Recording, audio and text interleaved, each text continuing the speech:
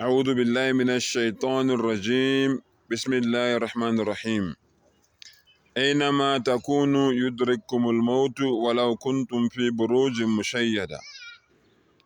Ngicela Allah angivikele kusathane ongathandwa egameni lika Allah onomusa onesihawu. Noma ngabe ukuphi nendawo ukufa kuzofika kuwe, ukufa kuzokuthola.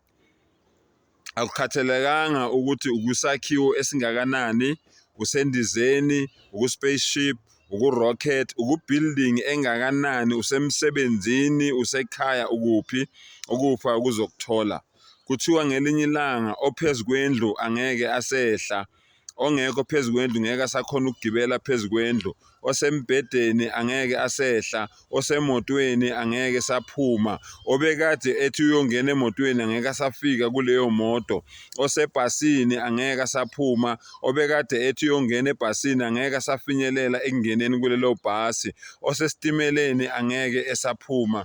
So bafowethu, this is a reality of life. Lena ingqikithi yendlela yempilo esiyiphilayo. Uma ungaphenduki manje, basop uzoba late ngelinye ilanga. Njengoba umdali esho nje ethi noma ngabe ukuphi ukufa kuzokuthola, wena ngeke uphikisane nokufa. Noma ngathi uphikisana nako, uthi lwisana nako, ukufa kuzonqoba. Noma ungathi uyabaleka, ukufa wena ngeke uze ukushiye. Ukufa kuzokuthola, ukufa kuzokubamba, uzohamba ngelinye ilanga. Kumanje njengoba ngime la nawe obuka le video ula ukhona, bakhona abalalile izolo abavukanga, bakhona okungasafikanga lesikhathi njengoba wena ubuka le video abangasekho emhlabeni. Lokhu ubufakazi bokuthi ngempela ukufa kuzokuthola. Ukufa kuyisehlo sempilo esingajwayeleki, esingathandeki, esibhlungu. Death is a sadness fact of life. Yingakho sifundiswa ukuthi ngaso sonke isikhathi kufanele sihlale sicela kumdali sithini, Allahumma barik li noma barik lana fil maut wa fima ba'da al maut. Uma ngabe uzenzela wena uthi barik li, oh Allah ngibusise ngelanga lami lokufa. Kodwa mangabe uthi barik lana wenzela wonke umuntu oyimuslim ophila emhlabeni, oh Allah sibusise, yenza ukuthi amalanga ethu noma ilanga lami lokufa malifika lifike wena bese uyangibusisa, wa barik lana fil maut, noma ngabe sengihambile emhlabeni ungibusise futhi uma ngabe ngifika ethuneni. So bafowethu, this is reality. Lena ingqikithi ngempela, iqiniso elibuhlungu. Ukufa iqiniso elibuhlungu, kodwa impilo yalomhlaba amanga amnandi. Ake ngikuphindele, ukufa iqiniso elibuhlungu, kodwa impilo yalomhlaba amanga amnandi. So umdali uthi wamal hayatu dunya illa mata'ul ghurur. Lo mhlaba lona umhlaba odlulayo, umhlaba is an amusement, uyakukhohlisa. Lo mhlaba lo uyasikhohlisa ngoba usikhohlisa ngento ezophela. Ngempela bafowethu, ubumnandi balomhlaba buyaphela. Ubumnandi bokuphila kulomhlaba buyaphela. Ngelinye ilanga azophela amaqhinga. Noma ungayitshela ukuthi uclever wena, uhlakaniphe kangakanani, ngelinye ilanga azophela amaqhinga. Umuzi nomuzi, usuku nosuku, ingilozi yokufa iyafika. Umuzi nomuzi, umuntu nomuntu iyafika imtshele ukuthi lalela-ke, ziphathe kahle, ziqondanise nomdali wakho, yiba nobudlelwano nomdali wakho, ngoba njengoba ngingakuthathile nje kuzofika ilanga lapho ngizo-ignore abanye, ngizoshaya ngathi abanye angibaboni, ngithathe wena. Mina mangiza okwami, mina ngibheka nje ebhukwini kuphela leli engiliphethe ukuthi igama likabani elikhona kulelo bhuku lelo. Kuzokwenzeka ukuthi njengoba uphila nje wena, hayi ngoba ngingakubonanga, hayi ngoba ngingafikanga kuwe, kodwa uphila nje wena ngoba igama lakhe alikho encwadini yami. So bafowethu, malanga onke, zonke iy'nsuku, ingilozi iyafika umuzi nomuzi, ifike izotshela umuntu nomuntu ngamunye ngamunye ukuthi lalela, njengoba ngingakuthathanga namhlanje, yingoba igama lakhe alikho encwadini yami, kodwa ngelinye ilanga ngizo-ignore abanye, amagama abo angekho encwadini yami, kodwa elakho malikhona ngizokuthatha. So bafowethu, njengoba ngisho ngithi ingilozi yokufa iyeza ikhaya nekhaya, ngempela mayithola ukuthi encwadini yayo igama lakho likhona, izokuthatha, angeke ibuyele emuva ingakuthathanga ngoba igama lakho lizobe likhona encwadini. Umbuzo ke uthi mangabe igama lakho likhona encwadini yengilozi yokufa, ingabe nasencwadini yokuphila ngonjabulo, yokuphila phakade, yokuphila ngentokozo lizotholakala yini igama lakho, noma igama lakho lizotholakala kulabo abaya esihogweni?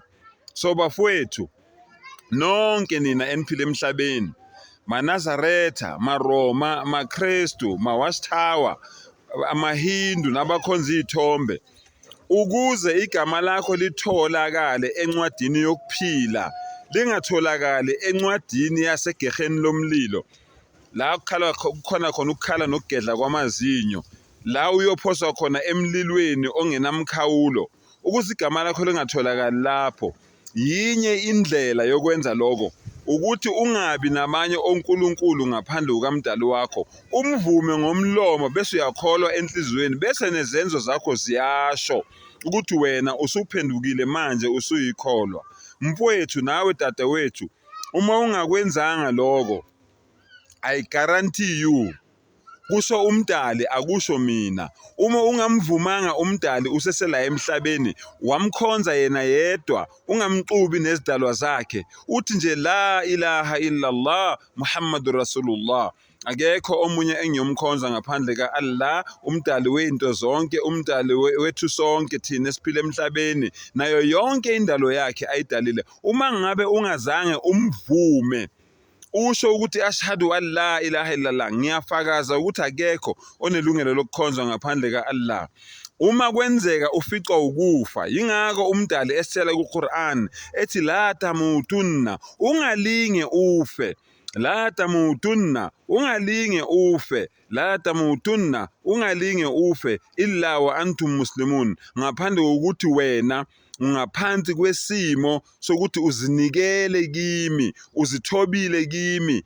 wazehlisa kimi mina Mdali wakho, igama lakho labhalwa kwiregister encwadini yokuphila. Uma ngabe mfowethu nawe dadewethu, mama wami, baba wami, mkhulu wami, gogo wami, ngane yami, ungakwenzanga lokho, usungaphezulu kweminyaka yokuthi wena usuthombile bese uyahamba emhlabeni ungakwenzanga lokho, nansi inkinga, nansi ingxaki. Mawungangikholwa, funda neBhayibheli phela, Luka 16 verse 19 wehle nayo, Luka 16 verse 19 wehle nayo, Luka 16 verse 19 wehle nayo. Akekho umuntu ozokweqa ukufa, ozoku-escape ukufa, kuyeza ukufa kimi nawe.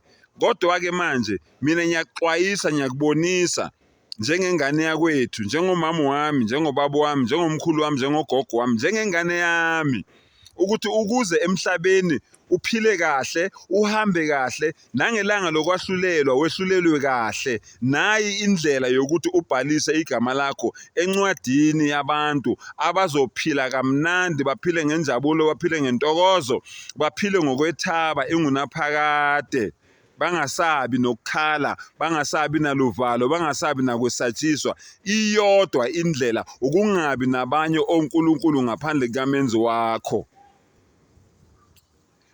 Uvule nje incwadi ka-Isaya uqale ku-40 uzofika ku-45, kukhulunywa nje ngobunye bukaNkulunkulu. Uvule u-Exodus 20 uqale lapha ku-verse 3, kukhulunywa nje ngobunye bukaNkulunkulu. Ungakhonzi lutho esezulwini phezulu, ungakhonzi lutho esemhlabeni phansi, ungakhonzi lutho esemanzini ngaphansi komhlaba. Straightforward bafowethu. Mawuhluleke yiloko, uziblame wena, ungablame omunye umuntu, ngoba utsheliwe umlayezo ufikile kuwe. Sengathi uMdali angasivula amehlo, asivule ingqondo. Wa akhiru dawana anilhamdulillahi rabbil alamin.